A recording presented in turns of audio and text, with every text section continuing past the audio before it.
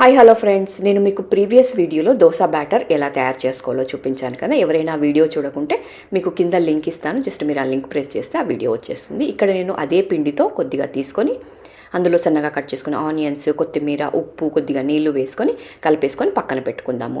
ఇక్కడ దాని కాంబినేషన్గా టమాటా చట్నీ చేస్తున్నాను. కొద్దిగా ఆయిల్ వేసుకొని అందులో సన్నగా కట్ చేసుకున్న ఆనియన్స్, పచ్చిమిర్చి, ఎల్లిపాయలు, టమాటా, కొత్తిమీర ఇవన్నీ వేసి మంచిగా ఉడికిన తర్వాత స్టవ్ బంద్ చేసేసుకొని చల్లారిన తర్వాత కొద్దిగా ఉప్పు, వేయించి పొడి చేసి పెట్టుకున్న నువ్వుల పొడి లేదా పల్లీల పొడి అయినా వేసుకోండి. ఇది వేసుకొని గ్రైండ్ చేసుకొని పక్కన పెట్టుకోండి. మనకి చట్నీ రెడీ అయిపోతుంది. ఇంకా ఇప్పుడు మనం స్టవ్ మీద గుంట పొంగనాల పెంకు ఉంటుంది కదా, అది పెట్టుకొని కొద్దిగా ఆయిల్ వేసుకొని మనం రెడీ చేసి పెట్టుకున్న బ్యాటర్ అందులో కొద్దిగా వేసి పొంగనాలు రెడీ చేసి పెట్టుకొని కాంబినేషన్గా చట్నీ వేసుకొని తినండి. చాలా బాగుంటుంది.